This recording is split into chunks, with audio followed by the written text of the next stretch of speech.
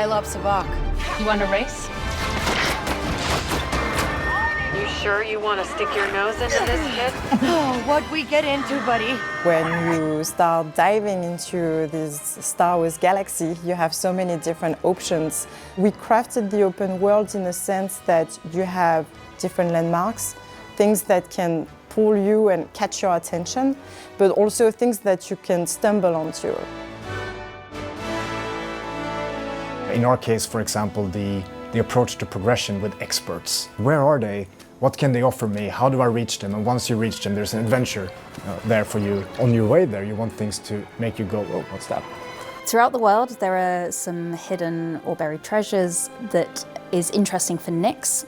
So Nix will alert Kay to these treasures with his cute little squeaking. Reward curiosity has been a very central tenet for us thinking about the open world.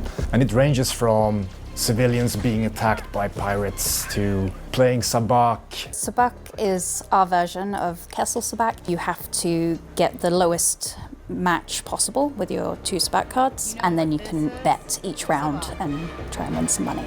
With Fathier racing, you can make bets on tables of the holograms of the racers. We have a few different versions of arcade games, a ship shooting one and a speeder one, and they can be played mostly for fun, trying to get a high score. We have contract brokers. They will present you with various different types of contracts.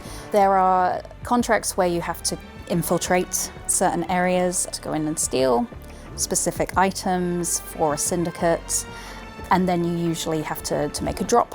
That's the point. You usually get a choice to betray your employer. You can finish the job as normal and get paid, or you can actually give the item to another syndicate for reputation, but that's going to hurt your current reputation with whoever employed you in the first place. The better your reputation, the better access you have to higher stakes jobs that are going to pay a bit more money, and those are the ones that are reserved for when you have very high reputation. If you're looking for blaster parts, Lalini can hook you up with something under the table. So there are lots of different conversations that Kay will overhear.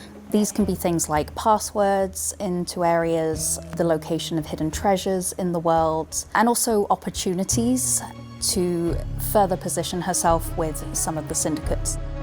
We landed on a roster of 5 distinct worlds, which are Akiva, Toshara, a brand new creation, Tatooine, of course, the fan favorites, Kijimi, and Canto Bight. We really wanted to develop something that was fully grounded and had a lot of rich culture and history. And having an open world game really makes sure that you can actually really explore all of those aspects. Star Wars locations are as biomes, very strong statements, like all of Tatooine is a desert.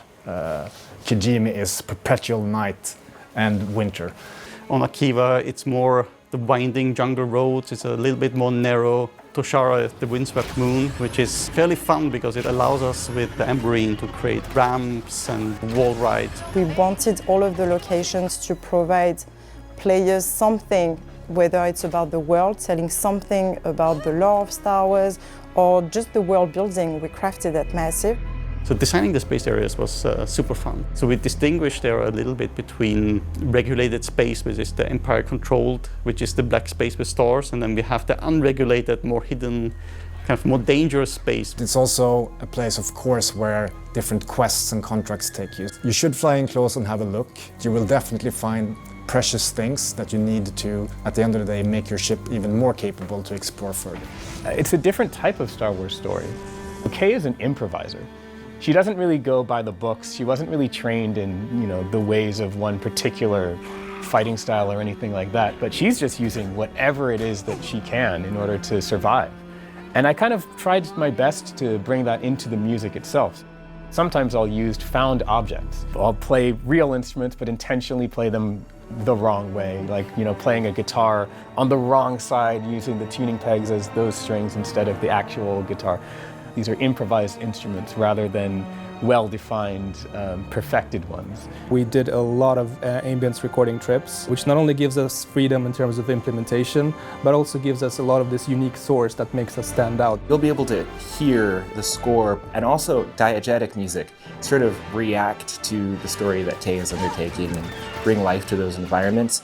It's the first open world Star Wars game, and figuring out what that experience is like, I think we landed on something that feels unique from any of the Star Wars games that we've made so far. The game is loaded with references to Star Wars comics, Star Wars books, but of course all of the films and characters that players love. We really think that players are going to discover many, many, many nods, and they're all intentional.